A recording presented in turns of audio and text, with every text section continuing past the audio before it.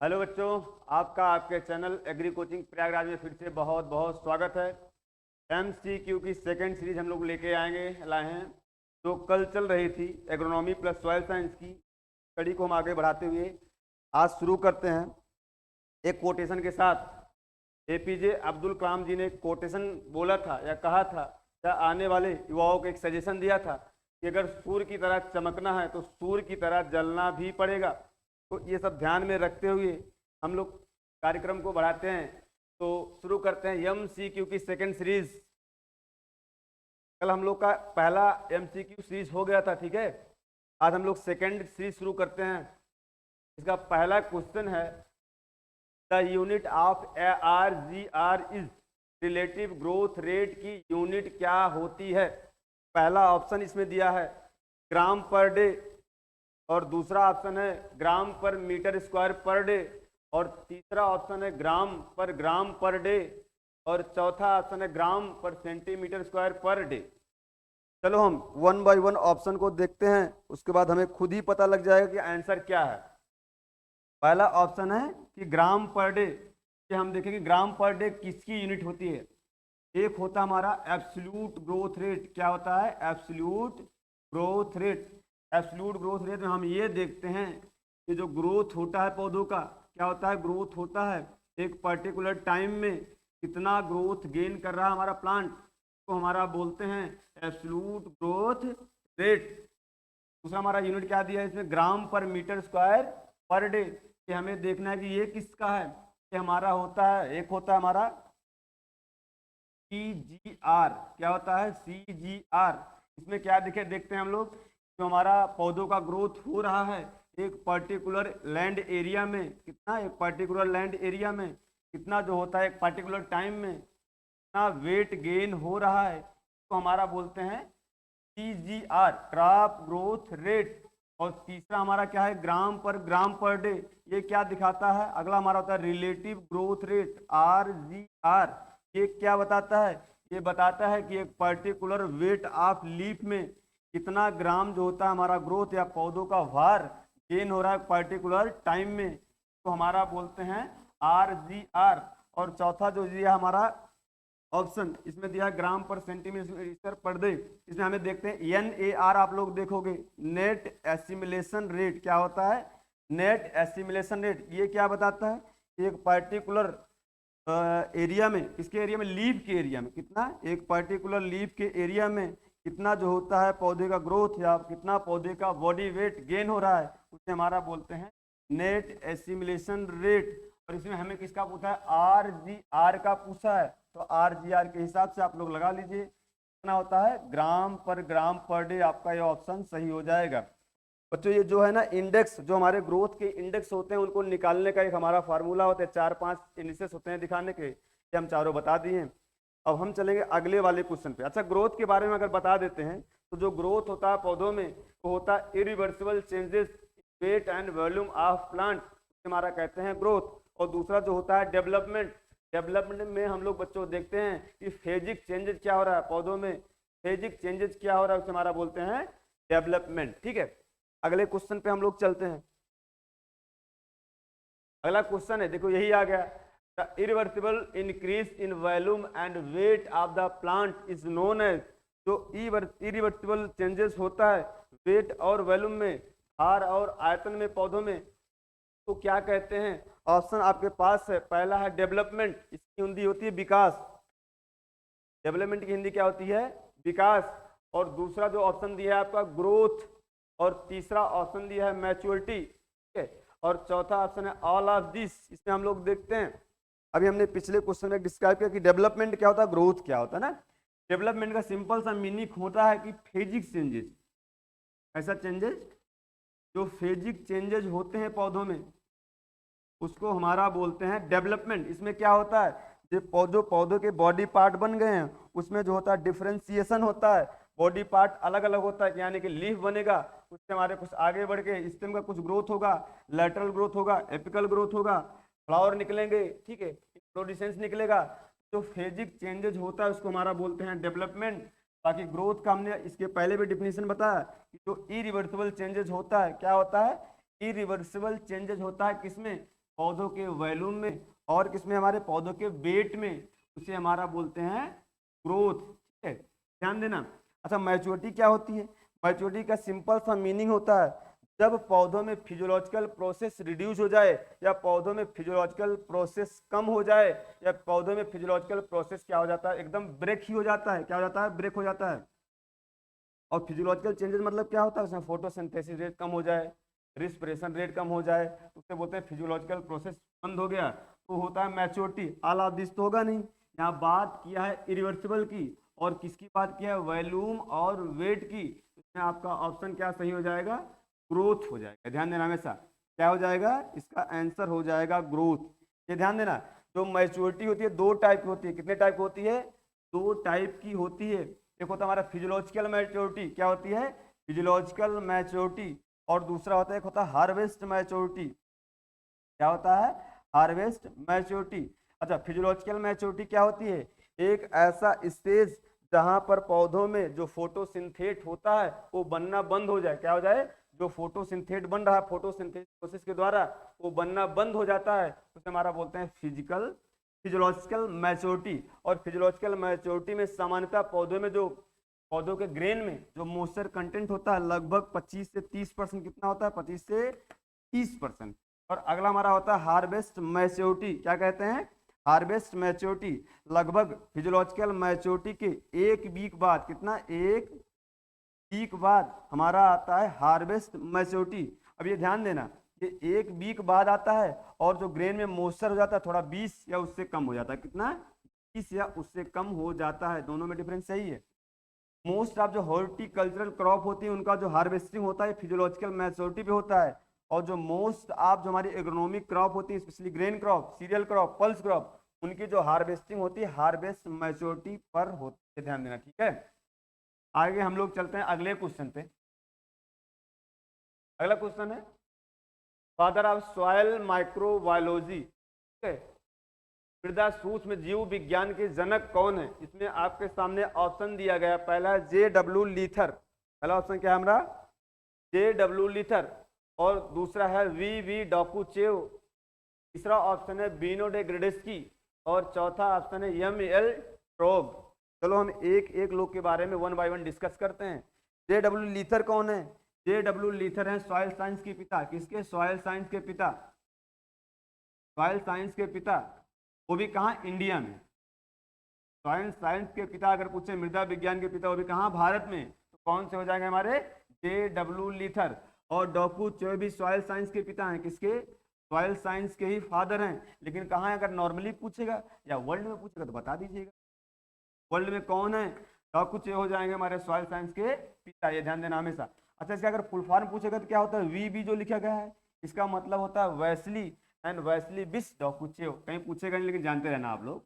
तो we डॉकुचेव soil science के पिता हैं। चाहे वर्ल्ड में पूछेगा चाहे नॉर्मली पूछेगा तो वी डॉकुचेव हो जाएंगे। अच्छा, एम.एल. ट्रोग कौन है? एम.एल. ट्रोग जो है सॉइल टेस्टिंग के पिता हैं।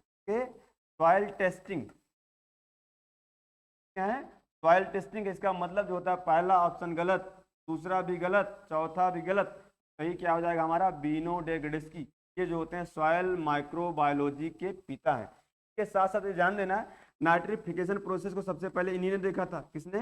नाइट्रिफिकेशन के प्रोसेस को सबसे पहले बीनो डे ग्रेडेस्की ने ही देखा था। या ऐसा भी क्वेश्चन कभी पूछ ले कि जो नाइट्रीफाइंग बैक्टीरिया होते हैं उनके बारे में सबसे पहले किसने बताया था? जैसे नाइट्रोसोमोनास और नाइट्रोबैक्टर, एक दो ऐसे बैक्टीरिया होते हैं जो नाइट्रिफिकेशन प्रोसेस में हमारे इन्वॉल्व होते हैं। उसको सबसे पहले देखा किसने था, या सबसे पहले आइसोलेट किसने किया था? तब भी आप लोग आंसर यही लगाएंगे, बीनो डे ग्रेडेस्की। और यही सॉइल माइक्रोबायोलॉजी के पिता भी हैं। ठीक, आगे बढ़ते हैं हम लोग। अगला क्वेश्चन है आपका 4th नंबर का। क्या दिया है? When the lower leaf turn to yellow. क्या बोल रहा है? जो हमारा लोअर लीफ होता है येलो हो जाता है। क्या हो जाता है? येलो हो जाता है।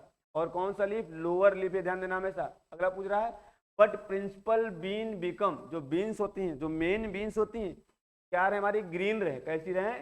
ग्रीन रहे। This the major deficiency symptom of. ये पूछ रहा है कि जो लोअर लीफ होती हैं येलो हो जाती हैं, लेकिन जो प्रिंसिपल बीन होती है, सिराएं होती हैं, जो मेन सिराएं होती हैं वो ग्रीन रहती हैं। वह जो डिफिशियंसी सिम्टम आता है किस तत्व की कमी से आता है? पहला ऑप्शन दिया आपका आयरन। पहला ऑप्शन क्या दिया आपका? आयरन, दूसरा दिया है मैग्नीज, और तीसरा ऑप्शन आपका है मैग्नीशियम, और चौथा ऑप्शन आपका है कॉपर। चलो हम लोग थोड़ा सा देखते हैं चारों के सिम्टम में थोड़ा अंतर अपने आप आ जाएगा, ठीक है। पहला आपका आयरन है। आयरन के डिफिशियंसी के सिम्टम सबसे पहले कहाँ दिखते हैं? न्यू लीफ पे। कहाँ दिखते हैं? न्यू लीफ पे। न्यू लीफ पे दिखते हैं। और इनके डिफिशियंसी सिम्टम कैसे दिखते हैं? न्यू लीफ पे क्या होता है? क्लोरोसिस होता है। क्या होता है? क्लोरोसिस होता है। लेकिन ये जो क्लोरोसिस होता है, यानी कि देखो, एक होता है बीन्स, ये हमारी होती हैं सिराएं, इसे बोलते हैं बीन्स। इसमें जो क्लोरोसिस होता है, बीन्स के बीच जो पोर्शन है इसे बोलते हैं इंटरवेनल पोर्शन। क्या बोलते हैं? इंटरवेनल पोर्शन। तो जो बीन्स के बीच में जो जगह है, स्पेस है, वो क्या हो जाता है? पीला पड़ जाता है। और जो ग्रीन, जो हमारी हमारी बीन्स हैं, नसें हैं, वो क्या रह जाती हैं? हरी रहती हैं। इसे बोलते हैं इंटरवेनल क्लोरोसिस। लेकिन होता है न्यू लिप में। ये पूछा है ओल्ड लिप में, ध्यान देना, ये हमारा आंसर हो जाएगा गलत। और दूसरा ऑप्शन दिया मैग्नीज। मैग्नीज का भी डिफिशियंसी का सिम्टम सबसे पहले न्यू लीफ पे दिखाई देता है। कहाँ दिखता है? न्यू लीफ पे। इनके डिफिशियंसी सिम्टम क्या होता है? इनमें जो पत्तियां होती हैं, क्या होती हैं? जो पत्तियां होती हैं, इनमें भी सिराएं और सब सिराएं होती हैं। ऐसे सिराएं और सब सिराएं होती हैं, यहाँ लगी होती है सब सिराएं। इनके डिफिशियंसी सिम्टम में क्या होता है? पत्ती पीली तो पड़ेगी, लेकिन जो ये सिराएं होती हैं इनके बीच में पीला हो जाएगा, जो स्पेस है पीला हो जाएगा। लेकिन जो सिराएं हैं और ये जो सब बीन्स है, जिन्हें बोलते हैं सब बीन्स और बीन्स, ये दोनों ग्रीन रहेंगी। और इसी सिस्टम को बोलते हैं इंट्रावेनल क्लोरोसिस। क्या बोलते हैं? इंट्रावेनल। इंट्रावेनल क्लोरोसिस। कभी क्वेश्चन पूछ ले कि इंट्रावेनल क्लोरोसिस किससे होता है? हमारा मैग्नीज से। लेकिन ए भी न्यू लीफ हो रहा है, इसका मतलब ए भी ऑप्शन अपना हो जाएगा गलत।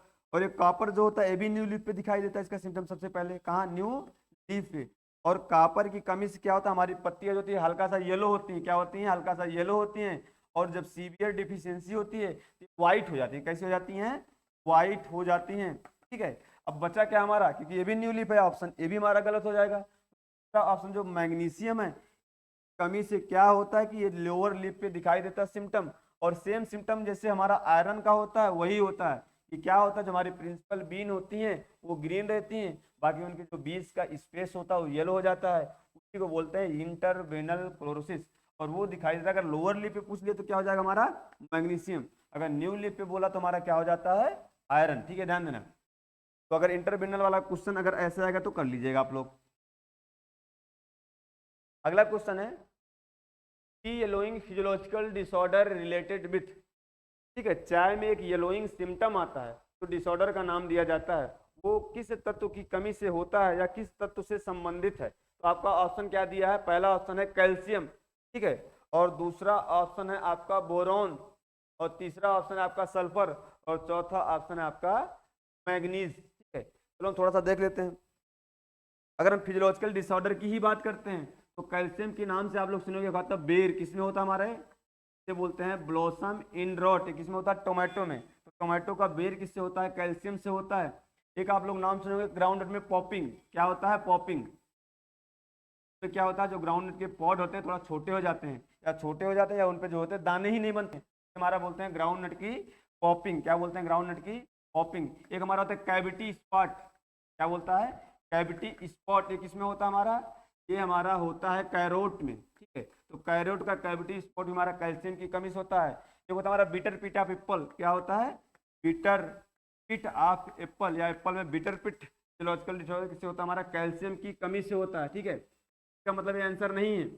बोरॉन से हम लोग बता देते हैं थोड़ा सा क्या होता है। जैसे आप लोग नाम सुनोगे ब्राउनिंग। क्या होता है? ब्राउनिंग। ये ब्राउनिंग सिम्टम किस में आता है? हमारा फिजियोलॉजिकल डिसऑर्डर आता है हमारे कॉलीफ्लावर में। तो कॉलीफ्लावर का जो ब्राउनिंग सिम्टम होता है हमारा बोरॉन की कमी से होता है। किसकी कमी से होता है? बोरॉन की कमी से होता है। एक होता है हैन and chicken, Hahn and chicken disorder, ये हमारा होता है अंगूर में, वो भी हमारा बोरॉन की कमी से होता है। एक होता है लीची की क्रैकिंग। क्या होता है? लीची की क्रैकिंग, ये भी हमारा होता है बोरॉन की कमी से होता है। इसके अलावा होता है हमारा ग्राउंड नट में एक होता है हमारा हर्ट रॉट। क्या होता है? हर्ट रॉट होता है। इसके अलावा एक हमारा कॉलीफ्लावर में भी एक और सिम्टम आता है, ठीक है, उसका नाम होता है स्टेम होलो या होलो स्टेम, वो भी हमारा होता है बोरॉन की कमी से। सल्फर की बात करेंगे, मैग्नीज की बात कर लेते हैं। मैग्नीज की कमी से होता है फाला ब्लाइट। फाला ब्लाइट ये हमारा होता है शुगर केन में, यानी कि शुगर केन का फाला ब्लाइट मैग्नीज की कमी से होता है। चलो एक मार्स स्पॉट होता है, क्या होता है? Mars spot. ये जो मार्स स्पॉट होता है हमारा किस में होता है? पी में होता है। ये भी मैग्नीज की कमी से होता है। एक होता है ग्रे स्पीक, ग्रे स्पीक ये किस में होता है हमारा? ये हमारा होता है ओट में, तो ओट का ग्रे स्पीक इससे होता है। ठीक है, तो ऐसे करे कुछ हमारे डिसऑर्डर होते हैं, लेकिन ये मैग्नीज हमारा पूछा है टी वाला, तो टी का एलोइंग क्या हो जाएगा हमारा? सल्फर की कमी से। ध्यान देना, किसकी कमी से? सल्फर की कमी से क्या होता है? टी का एलोइंग हो जाता है। अच्छा एक एलोइंग और पूछता है, ये पूछता है लूसन का एलोइंग। किसका? लूसर्न का। अगर लूसन का येलोइंग पूछ ले तब बोरान लगा दीजिएगा आप लोग। तो लूसर में येलोइंग सिम्टम जो आता है बोरोन की कमी से होता है, और सल्फर में जो होता है येलोइंग सिम्टम किससे आता है? डिसऑर्डर होता है हमारा सल्फर की कमी से। ठीक है, डिसऑर्डर से एक क्वेश्चन आपका हर जगह आएगा, चाहे एससी हो, चाहे टीए हो, चाहे एएफओ हो, डिसऑर्डर से एक दो क्वेश्चन फिक्स। चलिए अगले क्वेश्चन हम लोग देखते हैं क्या है। Question number 6, what is the percentage of CO2 in soil atmosphere? जो मृदा का वातावरण होता है इसमें CO2 का कंसंट्रेशन कितना होता है? तो हम लोग देखते हैं, पहला दिया है 0.003%, दूसरा दिया है 0.0003%, और तीसरा ऑप्शन है 0.03%, और चौथा ऑप्शन क्या है आपका? 0.3%। क्या होता है? 0.3%। ध्यान देना, जो हमारा इसमें ध्यान देना क्या पूछ रहा है हमारा क्वेश्चन, गलत करोगे। इस सॉइल एटमॉस्फेयर की बात कर रहा है, क्या कर रहा है? सॉइल एटमॉस्फेयर की बात कर रहा है, नॉर्मल एटमॉस्फेयर की बात नहीं कर रहा है, इन्वायरमेंटल एटमॉस्फेयर की बात नहीं कर रहा है। अगर इन्वायरमेंटल एटमॉस्फेयर की बात करेगा तब वहां क्या होगा आपका? वहां आपका आंसर हो जाएगा 0.03%। ये है, लेकिन ये ध्यान देना, अगर एटमॉस्फेयर की बात कर रहा है, करंट का जो सिनेरियो है वो 0.04 हो गया। कितना हो गया? 0.04% हो गया है। अगर ये ऑप्शन में नहीं रहेगा 0.04 तो आप लोग ये लगाइएगा। लेकिन यहाँ क्या पूछ रहा है? सॉयल एटमॉस्फेयर पूछ रहा है। तो सॉयल जो एटमॉस्फेयर होता है उसमें CO2 का लेवल जो होता है इन्वायरमेंटल एटमॉस्फेयर के अपेक्षा 10 गुना जो होता है अधिक होता है। कितना? 8 से 10 गुना। 8 से 10 गुना क्या होता है? ज्यादा होता है। तो 8 से 10 गुना ज्यादा होगा, इसका मतलब क्या होगा? एक दशमलव इधर आ जाएगा। तो नॉर्मली क्या होता है? 0.03 होता है हमारा ऐसे, तो सॉइल एटमॉस्फेयर में क्या होगा? एक दशमलव इधर जाएगा, तो कितना हो जाएगा आंसर? हो जाएगा 0.3%। कितना हो जाएगा? 0.3% हमारे सॉइल एटमॉस्फेयर CO का लेवल होता है। ये क्वेश्चन कई बार पूछा जा चुका है कि नॉर्मल एटमॉस्फेयर की अपेक्षा जो सॉइल का एटमॉस्फेयर है उसमें CO2 कितना गुना अधिक पाया जाता है? तो 8 से 10 गुना अधिक पाया जाता है। ध्यान देना हमें। अच्छा अगर ऐसे पूछे एटमॉस्फेयर में कितना कौन कौन से गैसें पाई जाती हैं? नॉर्मल एटमॉस्फेयर में जो गैसें पाई जाती हैं, नाइट्रोजन सबसे ज्यादा पाई जाती है। क्या? नाइट्रोजन लगभग 78%। ऑक्सीजन जो होता है कितना पाया जाता है? लगभग 21%। जो आर्गन होता है थर्ड नंबर का 0.93%। और जो CO2 होता है तो उसमें एटमॉस्फेयर में 0.0, ध्यान देना हमेशा। ठीक है, इसके अलावा अगर सॉइल एटमॉस्फेयर की बात करेगा तो जो नाइट्रोजन होता है लगभग यही होता है। ठीक है, आर्गन भी लगभग यही होता है। जो O2 का लेवल होता है सॉइल में हो जाता है हमारा 20, और जो CO2 होता है हमारा इसका हो जाता है 0.3। तो ही हमारा डिफ्रेंशिएट है। अच्छा कभी ये पूछता है कि CO2 का लेवल सॉइल में क्यों ज़्यादा होता है, तो आप लोग आंसर बता दीजिएगा कि सॉइल में माइक्रोब होते हैं, सॉइल के रूट होते हैं। ये क्या होते हैं? वो क्या करते हैं जब सड़ते गुलते हैं, या जो माइक्रोब होते हैं जो ऑर्गेनिक मैटर होते हैं सड़ाते हैं, तो वो CO2 रिलीज होता है ना। ध्यान देना, की वजह से क्या होता है वहां पर CO2 ज्यादा पाया जाता है, और O2 जो होता है सॉइल एटमॉस्फेयर थोड़ा सा कम पाया जाता है। अगले क्वेश्चन हम लोग चलते हैं। Question number 7, what is the average depth रहेगा यहाँ। What is the average depth of earth crust? जो अर्थ की क्रस्ट होती है उसकी एवरेज डेप्थ कितनी होती है? तो हम लोग पहले जानते हैं क्रस्ट क्या होता है ना। सवाल में देखो, जो हमारा अर्थ होता है, अर्थ में 3 लेयर पाई जाती है। ठीक है, कितनी लेयर पाई जाती है? 3 लेयर पाई जाती है। कैसे हम लोग छोटा सा बना लेते हैं। जो ऊपर वाली लेयर होती है जिसे हमारा बोलते हैं क्रस्ट। क्या बोलते हैं? क्रस्ट बोलते हैं। क्या होता है? क्रस्ट। और सबसे बीच वाला जो लेयर होता है लास्ट में तो हमारा बोलते हैं कोर। कहीं कहीं कोर देता है, कहीं क्रोड देता है। ठीक है, और जो सेकंड वाली लेयर होती है इसे हमारा बोलते हैं मेंटल। क्या बोलते हैं? मेंटल बोलते हैं। ध्यान देना हमेशा। क्रस्ट की जो मोटाई होता है, समानता अगर पूछ लिया कि डायमीटर कितना होता है तो इसका हमारे पृथ्वी लगभग बोल देना आप 6400 किलोमीटर। और अगर क्रस्ट की मोटाई पूछेगा तो क्रस्ट की जो मोटाई होती है वैरी करती है। 10 से लेकर 100 किलोमीटर, 10 से लेकर 100 किलोमीटर।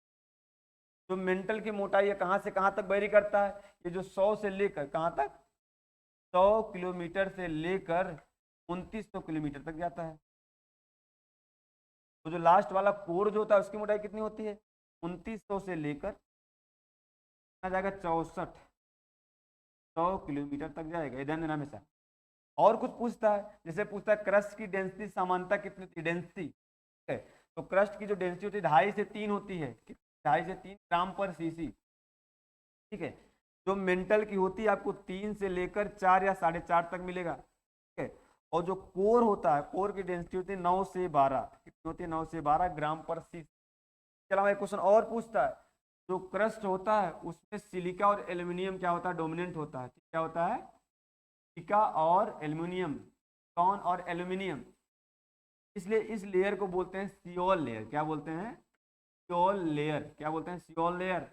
जो हमारा मेंटल होता है इसमें हमारा डोमिनेंट होता है सिलिकॉन और मैग्नीशियम, इसलिए इस लेयर को बोलते हैं सीमा लेयर। क्या बोलते हैं, सीमा लेयर बोलते हैं।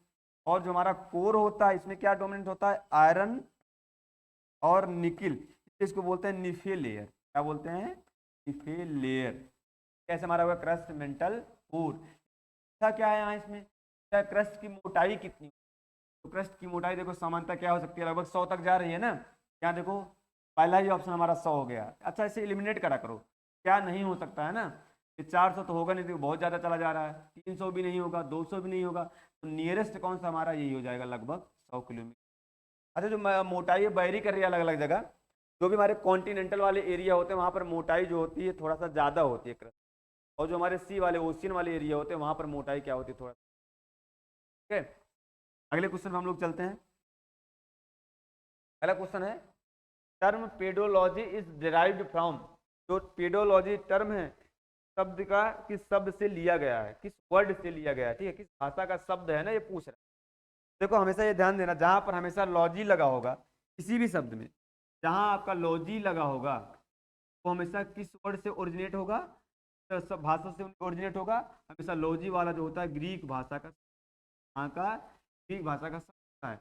लेकिन दो लॉजी ऐसे होते हैं जो लॉजी होते हुए भी जिनके लास्ट में लॉजी लगा है तब भी वो ग्रीक वर्ड से नहीं लिए गए, दोनों से होते हैं।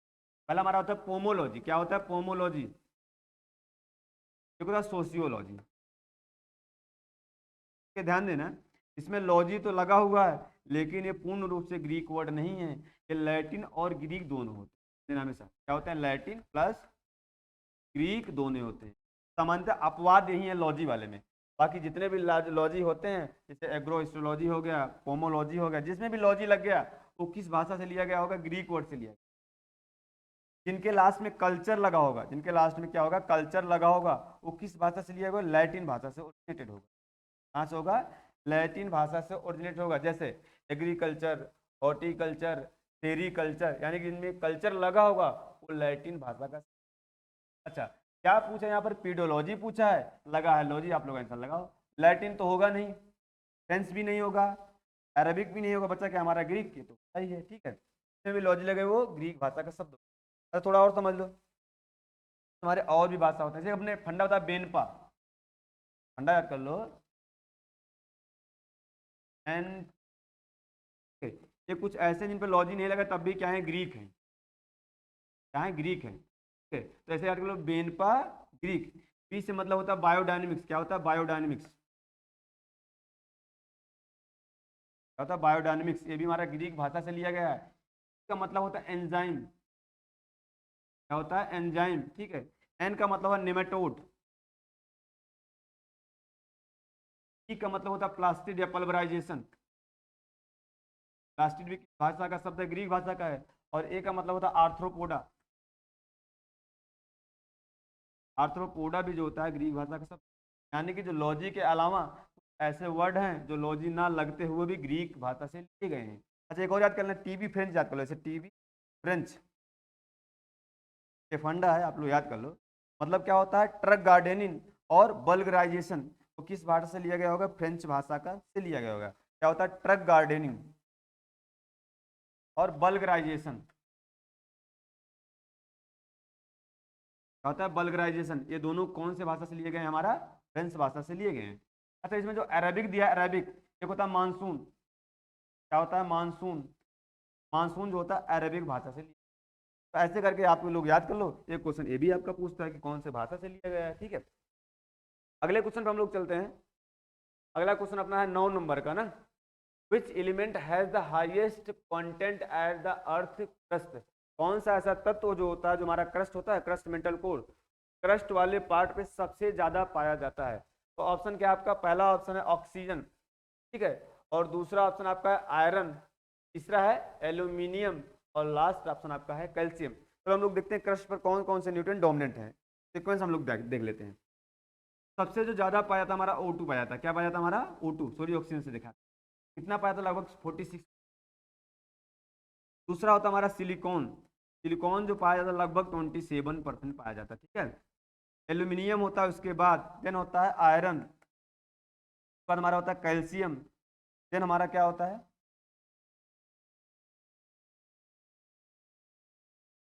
आप लोग याद कर लो ना। तो ऑक्सीजन जो हमारा कितना होता है 46% होता है, सिलिकॉन जो होता है 27% होता है, एल्यूमिनियम लगभग 8% होता है, आयरन लगभग 5% होता है, कैल्शियम 3% होता है, मतलब बाकी जो तीनों होते हैं लगभग 2%। याद कर लो, ठीक है, हमने भी याद किया है। ओ अंडा याद कर लो, ओ टी अल्फा कनक मांग, एक फंडा ओ सी अल्फा कनक मांग, ऐसे याद कर लो। तो ये हमारे सीक्वेंस हैं। अगर ऐसे पूछ ले कि सबसे ज्यादा कौन सा, ऐसे क्वेश्चन पूछता है कि यहाँ यही पूछा भी है कि कौन सा ऐसा न्यूट्रिएंट है जो हमारे क्रस्ट पर सबसे ज्यादा पाया जाता है, तो आपका ऑप्शन क्या हो जाएगा, यहाँ तो ऑप्शन ऑक्सीजन सही हो जाएगा। लेकिन क्वेश्चन थोड़ा सा और घुमा के भी पूछा जा सकता है। ऐसा पूछ ले कि कौन सा ऐसा मेटल न्यूट्रिएंट है जो क्रस्ट पर सबसे ज्यादा पाया जाता है। सिलिकॉन पूर्ण रूप से मेटल नहीं है, ठीक है, सेमी मेटल है, ऑक्सीजन भी मेटल नहीं है, के बाद मेटल वाला कौन सा था हमारा एल्यूमिनियम। तो अगर मेटल की बात करेगा तब क्या हो जाएगा हमारा एल्यूमिनियम सबसे पाया जाता है। ठीक है, अगर मेटल की बात करेगा सेकंड नंबर पे कौन सा मेटल सबसे अधिक पाया जाता है, तो एल्यूमिनियम के बाद कौन सा होता है हमारा आयरन सबसे ज्यादा पाया जाता है। ठीक है, क्वेश्चन ऐसे पूछेगा यहाँ से।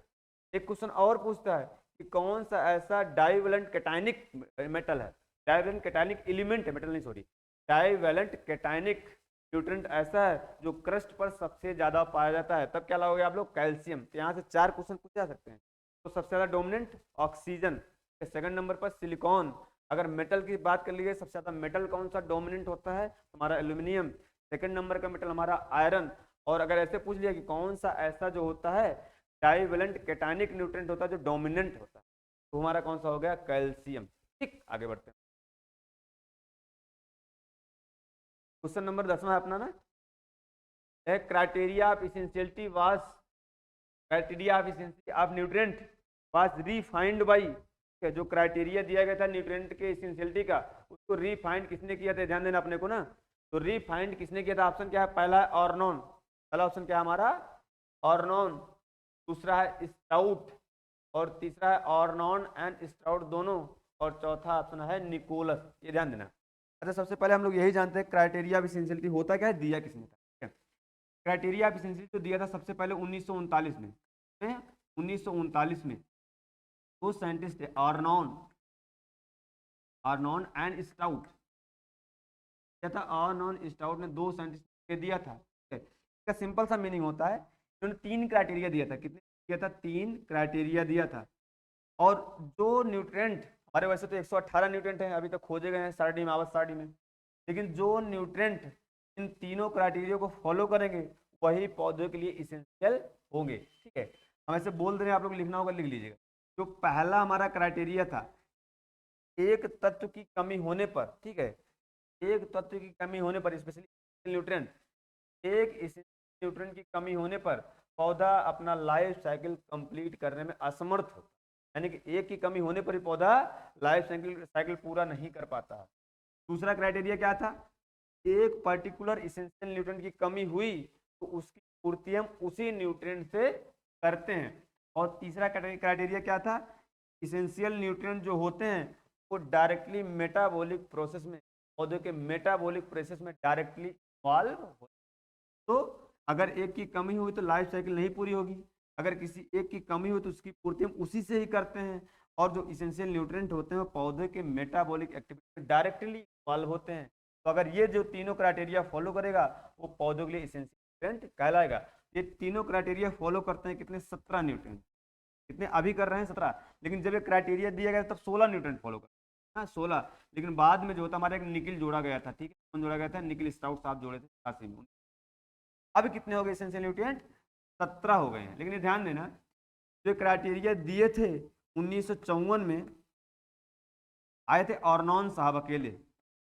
किस ऑर्नॉन साहब आए, उन्होंने दोबारा इस पर वर्क किया और ये फिर से प्रूव कर दिया कि हाँ ये जो होता है, ये जो क्राइटेरिया दिया गया था, हाँ ये सही है। उसे बोलते हैं रीफाइंड किया। क्या किया, रीफाइंड किया। तो क्वेश्चन यही पूछ रहा है कि कौन से ऐसे साइंटिस्ट थे जो क्राइटेरिया ऑफ इसेंशियलिटी को रीफाइंड किए थे। ये गलत मत करना, रिफाइंड बोला है तो ऑप्शन क्या दिया आपका, ऑर्नॉन आपका सही हो जाए।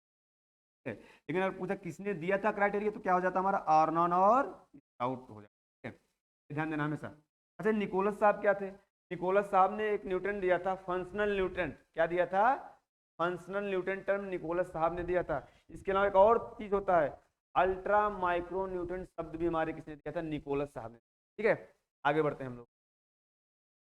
अगला क्वेश्चन है, plant take the iron form up. जो पौधे आयरन को लेते हैं किस फॉर्म में लेते हैं, पौधे आयरन को किस फॉर्म में लेते हैं। पहला है आयरन पर 2 प्लस, उसे बोलते हैं फेरस। क्या बोलते हैं, फेरस। और दूसरा ऑप्शन है फेरिक, तीसरा ऑप्शन है बोथ, और चौथा ऑप्शन है ferric oxide, sorry ferrous oxide.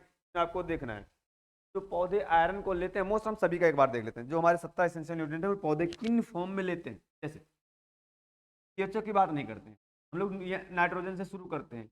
Nitrogen को पौधे नाइट्रेट के फॉर्म में लेते हैं, किसके, नाइट्रेट के फॉर्म में लेते हैं। कुछ पौधे अमोनिकल फॉर्म में भी लेते हैं। ठीक है, फास्फोरस को पौधे 3 फॉर्म में लेते हैं। एक होता है हमारा H2PO4, दूसरा हमारा होता है HPO4, और तीसरा जो होता है हमारा P4 पे ट्रिपल माइनस। ठीक है, 3 फॉर्म में पौधे लेते हैं।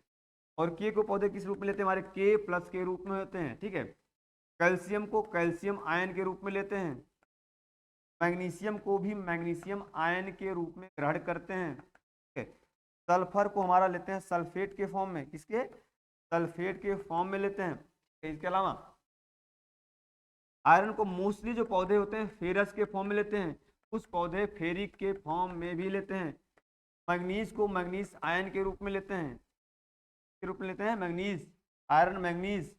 जिंक को भी जिंक आयन के फॉर्म में लेते हैं। ठीक है, क्लोरीन को क्लोरीन आयन के फॉर्म में लेते हैं, फॉर्म में लेते हैं, क्लोरीन आयन के फॉर्म में लेते हैं। इसके अलावा जो बोरॉन होता है इसको मोस्टली H3B3 के फॉर्म में लेते हैं। सबसे ज्यादा पूछेगा तो ये बताना। वैसे H2BO3 के फॉर्म में भी लेते हैं, HbO3 के फॉर्म में भी लेते हैं, लेकिन सबसे ज्यादा बोरॉन को पौधे H3BO3 के फॉर्म में लेते हैं। अगर मोलिब्डेनम की बात करेगा, मोलिब्डेनम तो MoO4 के फॉर्म में लेते हैं। ऐसे हमारे होते हैं। क्या है आयरन, तो आयरन को अगर पूछेगा, मोस्टली पूछा है। ठीक है, क्या पूछा है, मोस्टली पूछा है, मोस्टली नहीं पूछा। जैसे पूछा कौन कौन से फॉर्म में लेते हैं। ठीक है, तो क्या हो जाएगा हमारा फेरस और फेरिक, यानी इसका मतलब दोनों ऑप्शन सही हो जाएगा। लेकिन ये ध्यान देना, कभी अगर ये क्वेश्चन पूछ दिया कि मोस्टली या सबसे ज्यादा किस फॉर्म में पौधे आयरन को लेते हैं, तो तब यहाँ लगाइएगा आपको फेरस। लेकिन यहाँ ये नहीं पूछा है, यहाँ पूछा किस फॉर्म में ले सकते हैं, फेरस और फेरिक दोनों सही हो जाएगा ना। आगे बढ़ते हैं। अगला हमारा क्वेश्चन है, क्वेश्चन नंबर 12 है ना, which one the essential nutrient not come under the group of major nutrient. कौन सा ऐसा आवश्यक तत्व है जो मेजर न्यूट्रिएंट की कैटेगरी में नहीं आता है। तो हमें देखना है, पहला है कैल्शियम, दूसरा ऑप्शन आपका है सल्फर, और आगे बढ़ गया बच्चों। दूसरा आपका ऑप्शन है सल्फर, तीसरा ऑप्शन आपका आयरन, और चौथा ऑप्शन आपका नाइट्रोजन। चलो थोड़ा सा क्लासिफिकेशन ही देख लेते हैं। जो इसेंशियल न्यूट्रिएंट का क्लासिफिकेशन किया गया था based on the relative requirement के बेस, तो इस पे रिलेटिव रिक्वायरमेंट के बेस पे ये 3 कैटेगरी में डिवाइड किए गए थे। 3 कैटेगरी में डिवाइड किए गए थे। पहली कैटेगरी थी बेसिक न्यूट्रिएंट। कौन से बेसिक न्यूट्रिएंट, हमारे आते हैं CH, और वो ध्यान देना जो कार्बन होता है पौधे में टोटल न्यूट्रिएंट का कितना होता है, 45% होता है। ऑक्सीजन भी लगभग 45% होता है। हाइड्रोजन कितना होता है, 6%। हमारे होते हैं basic nutrient HO, carbon, hydrogen और ऑक्सीजन। अगला हमारा होता है माइक्रो न्यूट्रिएंट। क्या होता है, माइक्रो, ध्यान देना यहाँ माइक्रो लिखा है। ये 2 टाइप के होते हैं, एक होता है हमारा प्राइमरी, क्या होता है प्राइमरी न्यूट्रिएंट, एक होता है हमारा सेकेंडरी न्यूट्रिएंट। प्राइमरी हमारे कौन से आते हैं, एन, ई और के। सेकेंडरी में हमारा आता है कैल्शियम, मैग्नीशियम और सल्फर। इनका कंटेंट भी बता देते हैं। तो नाइट्रोजन का जनरल कंटेंट होता है हमारा 1.5% पौधों में पाए जाते हैं। फास्फोरस कितना होता है, 0.2 होता है। और पोटेशियम लगभग कितना पाया जाता है, हमारा 1% पाया जाता है। 1.5%, 0.2% और 1% NPK। कैल्शियम की बात करेंगे 0.5%, मैग्नीशियम 0.2% और सल्फर 0.1%। 0.521 ऐसे याद करो, देखो यहाँ भी है पॉइंट, देखो पॉइंट में जा रहा है 521, यहाँ भी 521 जा रहा है। तीनों के आगे आप लोग दशमलव लगा दीजिएगा, ठीक है। तो देखो जो हमारे माइक्रो होते हैं इनको मेजर भी बोला जाता है। क्या बोला जाता है, मेजर। मेजर न्यूट्रिएंट भी बोला जाता है। और क्वेश्चन यही पूछा गया है। चलो तीसरी जो कैटेगरी हमारी है माइक्रो न्यूट्रिएंट की, क्या है, माइक्रो न्यूट्रिएंट की है। इसमें कौन कौन से आते हैं, हमारे आते हैं 8 तत्व। Iron, manganese, zinc, copper, chlorine, boron, molybdenum. कितना हो गया, मोलिब्डेनम। बचा क्या हुआ, iron, boron, zinc, copper, chlorine, manganese, nickel. कितना हो गया, निकिल। तो हमारे जो 8 तत्व हैं कैसे हैं, माइक्रो न्यूट्रिएंट है। अच्छा क्या होता है माइक्रो का मतलब जिनकी आवश्यकता 100 ppm से अधिक हो। कितनी, 100 ppm से अधिक। और माइक्रो का मतलब होता है जिनकी आवश्यकता 100 ppm से कम की हो, ठीक है, ध्यान देना। और बेसिक का मतलब होता है जो ज्यादा पाए जाए, जिनसे जो होता है बेस मटेरियल बनता है उसे बेसिक। तो पूछ रहा है कि कौन सा मेजर न्यूट्रिएंट, क्या पूछा इसमें, कौन सा मेजर न्यूट्रिएंट की कैटेगरी में नहीं आता है। देखो कैल्शियम तो आ रहा है क्योंकि सेकेंडरी में आ रहा है, ये भी होगा, ठीक है। सल्फर भी आ रहा है, यानी कि मतलब ये भी क्वेश्चन गलत, ये भी क्वेश्चन गलत। नाइट्रोजन में मेजर में ही आ रहा है, ये भी गलत। बचा क्या हमारा, आयरन, क्योंकि आयरन जो आ रहा है बच्चों हमारा आ रहा है माइक्रो न्यूट्रिएंट की कैटेगरी में, ठीक है। आगे हम लोग बढ़ते हैं अगले क्वेश्चन पे। पहला क्वेश्चन नंबर 13, ठीक है। Nutrient having highly mobile in soil but immobile in plant system. क्या बोल रहा है कि कौन सा ऐसा तत्व है इसमें जो सॉइल में तो हाईली मोबाइल है, बहुत तेज गति करता है, लेकिन प्लांट में जो होता है एकदम गति नहीं करता। क्या होता है, एकदम से गति करता है। चलो हम मोबिलिटी के बेस पे न्यूट्रिएंट का क्लासिफिकेशन ही देख लेते हैं। अगर हम सॉइल में मोबिलिटी के बेस पे बात करें, सॉइल में मोबिलिटी के बेस पे, गतिशीलता के बेस पे बात करें, तो तत्व होते हैं हमारे, होते हैं हाईली मोबाइल। क्या होते हैं, हाईली मोबाइल। इसमें जो हमारा आता है नाइट्रेट सबसे ज़्यादा मोबाइल होता है, नाइट्रेट। देन हमारा होता है सल्फेट, और इसके बाद हमारा होता है बोरेट, यहाँ BO3 लगा रहेगा, बोरेट। देन क्लोरीन, आयन और मैग्नीज। ये क्या होते हैं, हाईली मोबाइल वाले होते हैं। क्या होते हैं, हाईली मोबाइल वाले होते हैं, हमेशा ध्यान देना। अगर होता है मोडेटरी, मोडेटरी मोबाइल, इसमें क्या होता है हमारा ammoniacal ion, then potassium ion, calcium और मैग्नीशियम आयन, इसमें चलता है, ठीक है। और अगला हमारा होता है इमोबाइल। क्या होता है, इमोबाइल न्यूट्रिएंट। इसमें क्या आता है हमारा फास्फोरस का आयन H2O4, H4 और जिंक आयन, ठीक है। अगर हम प्लांट मोबिलिटी की बेस पे बात करें, प्लांट के मोबिलिटी के बेस, यहाँ 3 कैटेगरी थी, कैटेगरी 3, यहाँ 4 कैटेगरी हो जाती है। कितनी, 4 कैटेगरी। एक होता है हाईली मोबाइल। क्या होता है, हाईली मोबाइल। इसमें जो आते हैं हमारे 5 न्यूट्रिएंट आते हैं, N, K, Mg और MO। क्या होते हैं, N, P, K, Mg, MO। एक होता है हमारा मॉडरेटरी मोबाइल, ठीक है, हाईली था ये मॉडरेटरी मोबाइल। इसमें जो हमारे आते हैं सिर्फ और सिर्फ जिंक आता है। क्या आता है, जिंक। और तीसरा ऑप्शन है लेस मोबाइल। क्या होता है, लेस मोबाइल। तो हमारे आते हैं सल्फर, आयरन, कॉपर, मैग्नीज और क्लोरीन। और लास्ट में होता है इमोबाइल। क्या होता है, इमोबाइल। इसमें हमारे आते हैं कैल्शियम और बोरॉन। तो क्वेश्चन क्या पूछ रहा है, कौन सा ऐसा तत्व है जो सॉइल में हाईली मोबाइल है। क्या है, सॉइल में हाईली मोबाइल है, लेकिन जो प्लांट में होता है, प्लांट सिस्टम क्या होता है, इमोबाइल है। तो ढूंढो आप लोग, सॉइल में जो होता है हाईली मोबाइल कौन सा होता है। ऐसा देखो, बोरॉन तो है हाईली मोबाइल। कौन सा, ऐसा देखो, प्लांट में जो होता है इमोबाइल होता है, बोरॉन होता है। तो आंसर क्या हो जाएगा हमारा, बोरॉन। क्या हो जाएगा, बोरॉन। अच्छा यही क्वेश्चन जब उल्टा पूछ ले, क्या पूछ ले, उल्टा क्वेश्चन पूछ ले कि कौन सा ऐसा न्यूट्रिएंट होता है जो सॉइल में इमोबाइल होता है। क्या होता है, सॉइल में गतिशील नहीं होता है, गति नहीं करता है, लेकिन पौधों में मोबाइल होता है, हाईली मोबाइल होता है। तब क्या हो जाएगा, फास्फोरस। क्या होता है, फास्फोरस, बोरॉन का, ठीक है। आगे बढ़ते हैं हम लोग। अगला क्वेश्चन अपना 14 नंबर का, which one essential nutrient can regulate the water balance and stomata regulate also.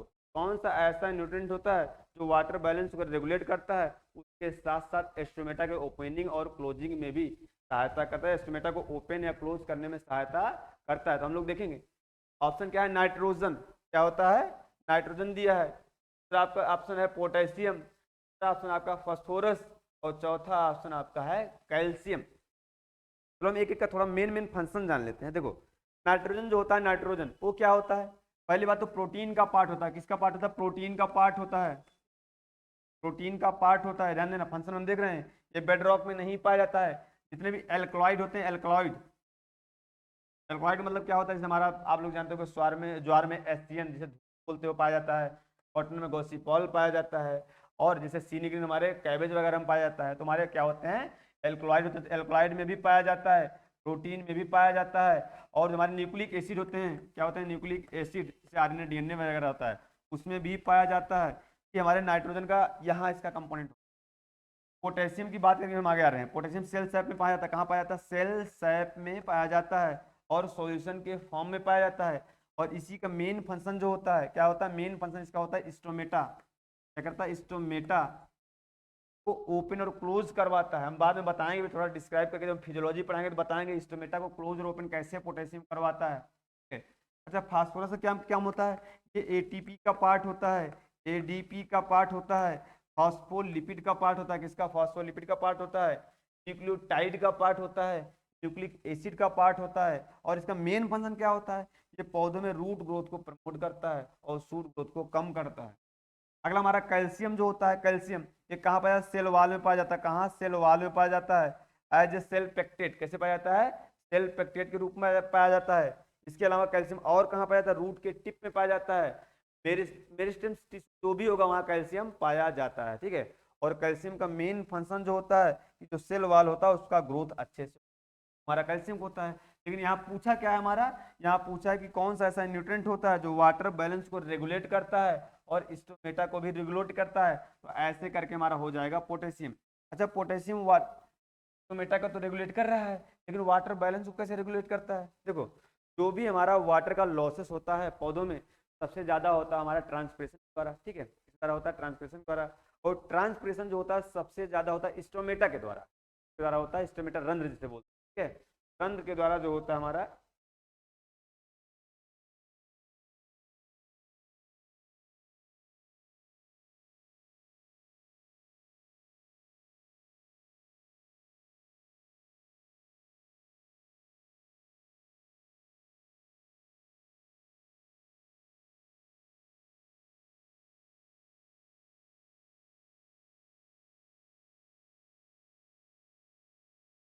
चलो बच्चों, थोड़ा सा टेक्निकल इशू आ गया था, हम लोग देखते हैं, आगे बढ़ते हैं। ठीक है, इसमें आपका आंसर क्या हो जाएगा, पोटेशियम। क्या आंसर हो जाएगा, पोटेशियम। तो पोटेशियम हमने बता दिया कैसे भाग लेता है ना। ठीक है, और आगे हम लोग बढ़ते हैं। अगला और लास्ट क्वेश्चन है, which one essential nutrient constituent of amino acid like cysteine, cystine and methionine. कौन सा ऐसा न्यूट्रिएंट होता है जो हमारे तीन ऐसे जो अमीनो एसिड होते हैं, मोस्टली सिस्टीन, साइन और मेथियोनिन का पार्ट होता है, या इनको बनाने में मदद करता है। अब इसमें देखना है, आपका पहला ऑप्शन है बोरॉन, दूसरा ऑप्शन है मोलिब्डेनम, तीसरा ऑप्शन है आपका सल्फर, और चौथा ऑप्शन है आपका कॉपर। ठीक है। अच्छा, मेन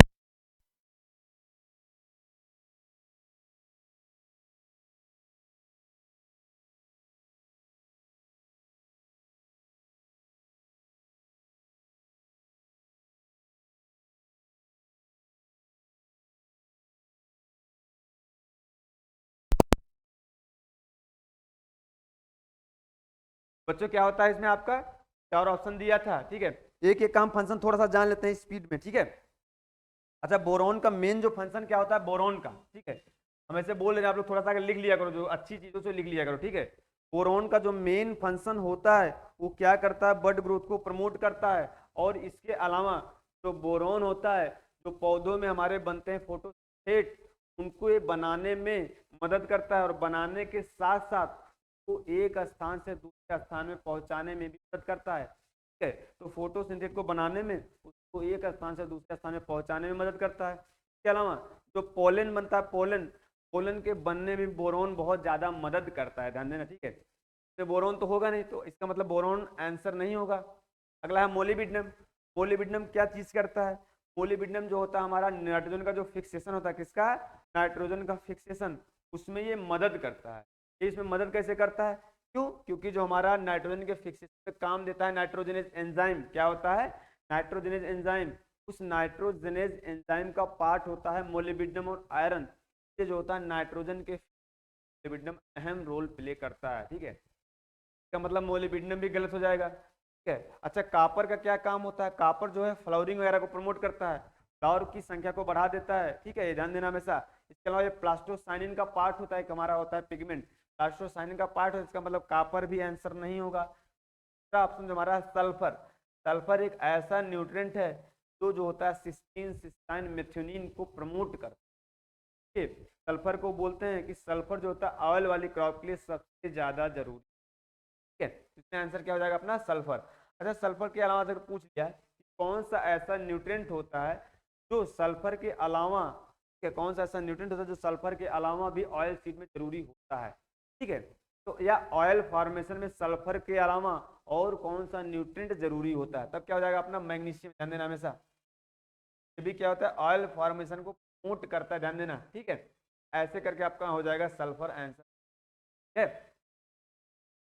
ऐसे करके बच्चों आज अपना एमसीक्यू का जो सेकंड हो गया समाप्त। तो आप लोग रेगुलर वॉच करते रहिए, आइए, और जो क्वेश्चन लगे नया चीज को आप लोग जो है नोट कर लिया करें, क्योंकि आपके एग्जाम में बहुत ज्यादा सहायता करेगा। देखते हैं हम लोग थोड़ा सा और क्या है आगे। यहाँ दिया है, यहाँ पर ऑफलाइन बैच चलती है हमारी, जो एग्री कोचिंग प्रयागराज की शाखा है, यहाँ ऑफलाइन बैच भी चलती है। जिसको ऑफलाइन क्लास लेना हो ले ले, वैसे भाई नहीं तो फिर यूट्यूब पे हम लोग क्लास तो दे ही रहे हैं, ठीक है। आइए आप लोग ऑफलाइन भी विजिट करिए और ऑनलाइन यानी कि अपना यूट्यूब पर भी जो अपनी एमसी की चलेगी, इसके अलावा जो थ्योरी की क्लासेस आएंगी उसका आनंद लीजिए और पढ़िए और आगे बढ़िए, अपने एक सीट को सुनिश्चित करिए, ठीक है बच्चों। धन्यवाद। कल हम फिर से लेके आएंगे सेकंड थर्ड नंबर की सीरीज। Thank you.